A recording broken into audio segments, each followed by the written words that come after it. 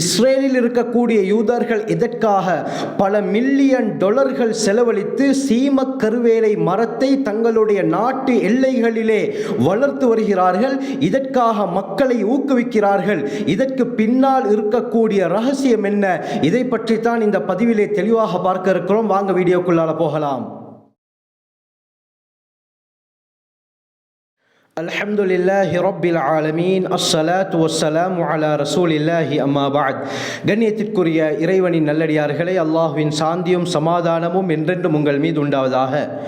இஸ்ரேலில் இருக்கக்கூடிய யூதர்கள் தங்களுடைய எல்லை புறங்களில், குறிப்பாக சதுப்பு நிலங்களில், ஜோர்தானுடைய போர்டர்களில் பல மில்லியன் அமெரிக்கன் டாலர் செலவழித்து சீம கருவேலை என்ற வகை மரத்தை அதிகம் வளர்த்து கொண்டிருக்கிறார்கள். இதுவரைக்கும் 10 லட்சத்திற்கு அதிகமான மரங்கள் நடப்பட்டு விட்டதாக அறிக்கையில் சொல்லப்பட்டிருக்கிறது. இதற்காக இஸ்ரேலிய மக்கள் ஊக்குவிக்கப்படுகிறார்கள். இந்த மரத்தை வளர்க்க வேண்டும் என்று ஆசை ஆர்வம் ஊட்டப்படுகிறார்கள்.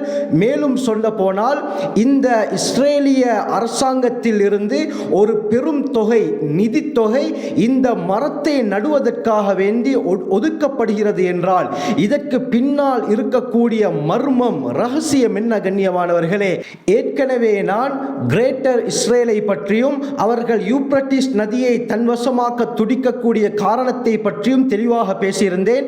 அந்த பதிவுகளை பார்க்காத சகோதரர்கள் அதனுடைய லிங்க்களை கீழே டிஸ்கிரிப்ஷன் பாக்ஸ், மேலே ஐ பட்டன், எண்ட் ஸ்கிரீனில் கொடுக்கிறேன். செக் பண்ணி பார்த்து கொள்ளுங்கள். அதிகமான உண்மை நிலவரங்களை நீங்கள் அறிந்து கொள்வீர்கள். அந்த பதிவிலே சொன்ன ஒரு விடயம் தான், இந்த இஸ்ரேலிய மக்களுக்கு தண்ணீர் தேவை அதிகமாக இருக்கிறது. தண்ணீர் பற்றாக்குறை ஏற்பட்டதின் காரணமாக 6 டே வார் என்ற ஒரு யுத்தத்தை நிகழ்த்தி சிரியாவுடைய கோலான் ஹைட்ஸ், ஜோர்தானுடைய ஜோர்தான் ரிவர், அது மட்டுமல்லாமல் ஈஜிப்டுடைய சில பகுதிகள் இவர்கள் தன்வசமாக்கி கொண்டார்கள். இதிலே முக்கியமான ஒரு நீர் வளம் தான் ஜோர்தான் ரிவர், ஜோர்தான் நதி. இதிலே ஒரு பகுதி இஸ்ரேலுக்கு தற்பொழுது சொந்தமாக இருக்கிறது. இந்த பகுதிகளில் தான் அதிகமாக இந்த சீம கருவேலை மரத்தை இவர்கள் வளர்க்கிறார்கள். இவர்கள் இந்த மரத்தை வளர்ப்பதற்கு 2 காரணங்கள் சொல்லப்படுகிறது. முதலாவது காரணம் என்னவென்றால், பொதுவாக மரங்கள் பாலைவனத்தில் இருந்தால் கொஞ்ச காலம் செல்லும் பொழுதே அந்த மரத்துக்கு நீர் இல்லாததின் காரணமாக அது செத்துவிடும், இறந்துவிடும். ஆனால் சீம கருவேலை மரம் இருக்கிறதே, இது பாலைவனத்திலே நடப்பட்டால் பல காலங்கள், பல வருடங்கள் இது தண்ணீர் இல்லாமல் இருக்கக்கூடிய சக்தி கொண்டது. இதனால தான் இதை வளர்க்கிறார்கள் என்ற ஒரு கருத்து நிலவப்பட்டாலும் சொல்லப்பட்டாலும் 2வது கருத்து தான் மிகவும் உண்மை. கண்ணியமானவர்களே, அது என்ன? அது வேறொன்றும் கிடையாது. முஹம்மது ஸல்லல்லாஹு அலைஹி வஸல்லம் அவர்கள் ஹதீஸிலே முன்னறிவிப்பு செய்த ஒரு விடயம். இந்த ஹதீஸுடைய விடயத்தை பயந்த யூதர்கள் இந்த மரத்தை இவர்கள் மில்லியன் டாலர் செலவழித்து வளர்த்து கொண்டிருக்கிறார்கள். அது என்ன முன்னறிவிப்பு? கண்ணியமானவர்களே, சஹீஹ் முஸ்லிமிலே வரக்கூடிய ரிவாயத், அபூ ஹுரைரா ரலியல்லாஹு அன்ஹு அறிவிக்கிறாங்க, ஸல்லல்லாஹு அலைஹி வஸல்லம் சொன்னார்கள், லா தகூமு ஸாஆ, மறுமை நாள் நிகழ மாட்டாது, ஹத்தா யுகாத்திலல் முஸ்லிமூன் அல் யஹூத், முஸ்லிம்கள் யூதர்களுடன் யுத்தம் செய்யும் வரை மறுமை நாள் நிகழாது. ஃபயக்துலுஹுமுல் முஸ்லிமூன், அந்த யூதர்களை முஸ்லிம்கள் கொன்று குவிப்பார்கள், கொலை செய்வார்கள். இந்த சந்தர்ப்பத்திலே ஒவ்வொரு யூதனும் தலை தெறிக்க ஓடுவான். ஓடி ஒவ்வொரு கல்லுக்கு பின்னாலும் மரத்துக்கு பின்னாலும் ஒளிந்து கொள்வான். இந்த சந்தர்ப்பத்தில் அல்லாஹ் சுப்ஹானஹு வ தஆலா அந்த கல்லுக்கும் மரத்திற்கும் பேசக்கூடிய சக்தியை கொடுப்பான். அந்த கல்லும் மரமும் சொல்லும், யா முஸ்லிம், யா அப்துல்லாஹ், ஹாதா யஹூதியுன் கல்ஃபி, தஆல் ஃபக்துல்ஹு ஃபக்துல்ஹு. ஓ முஸ்லிமே, அல்லாஹ்வின் அடியானே, இதோ எனக்கு பின்னால் ஒரு யூதன் மறைந்திருக்கிறான், அவனை வந்து கொன்றுவிடு என்று ஒவ்வொரு கல்லும் மரமும் பேசும் என்பதாக ஸல்லல்லாஹு அலைஹி வஸல்லம் சொன்னார்கள். பிறகு இவன் மாட்டிக்கொள்வான், முஸ்லிமின் கையால் இவன் கொலை செய்யப்படுவான் என்று சொன்ன ஸல்லல்லாஹு அலைஹி வஸல்லம் கடைசியாக சொன்னார்கள், இல்லல் கர்கத், கர்கத் என்ற வகை மரத்தை தவிர ஃபஇன்னஹு மின் ஷஜரில் யஹூத், இது யூதர்களுடைய மரம் என்பதாக ஸல்லல்லாஹு அலைஹி வஸல்லம் ஹதீஸிலே சொன்னார்கள். கண்ணியமானவர்களே, இந்த கர்கத் என்ற மரத்துக்கு தான் தமிழில் சீம கருவேலை மரம் என்று சொல்லப்படும். சுப்ஹானல்லாஹ், ஹதீஸிலே எந்த அளவுக்கு அவர்களுக்கு நம்பிக்கை இருக்கிறது. நான் ஏற்கனவே பல பதிவில் சொல்லியிருக்கிறேன், அவர்களுக்கு சார்பான விடயத்தை மட்டும் ஹதீஸிலிருந்து எடுப்பார்கள். அவர்களுக்கு பாதகமான சார்பற்ற விடயமாக இருந்தால் அதை அவர்கள் தூக்கி போட்டு விடுவார்கள். ஏன்? அவர்களுக்கு எது சாதகமாக இருக்குதோ அதிலே அவர்களுக்கு பெனிஃபிட், அதிகமான பிரயோஜனங்கள் இருக்கிறது.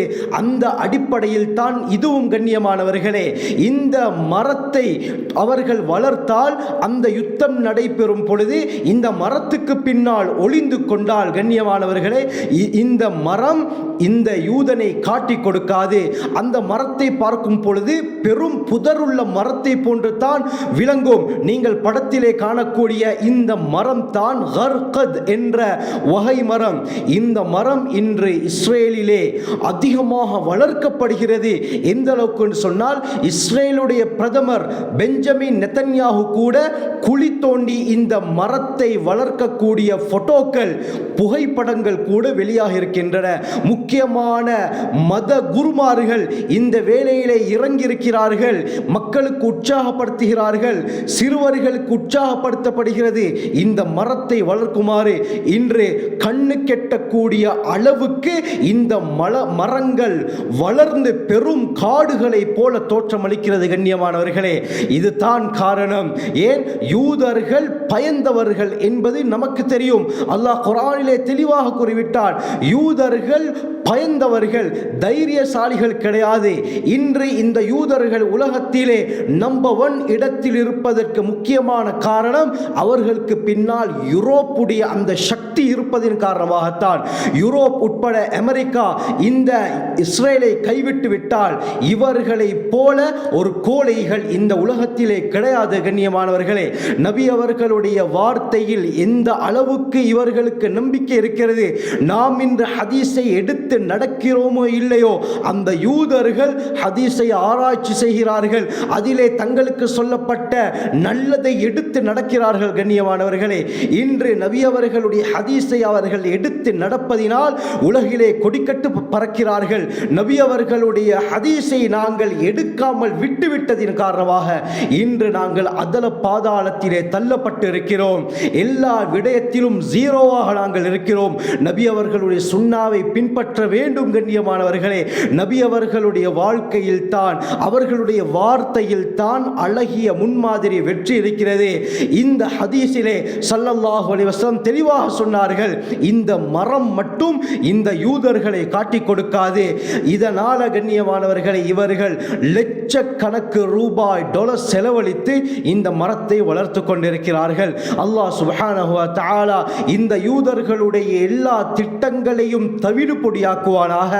எம்மையும் எம்முடைய குடும்பத்தாரையும் பூரா சந்ததியினரையும் இந்த யூதர்களுடைய திட்டங்களில் இருந்து, இவர்களுடைய அழிச்சாட்டியங்களில் இருந்து பாதுகாத்து நபி அவர்களுடைய சுன்னாவை, வழிமுறையை அணுவணுவாக பின்பற்றக்கூடிய கூட்டத்திலே அல்லாஹ் சேர்த்தருள்வானாக. ஜஸாக்குமுல்லாஹு கைர். வாஹிரு தஅவானா அல்ஹம்துலில்லாஹி ரப்பில் ஆலமீன்.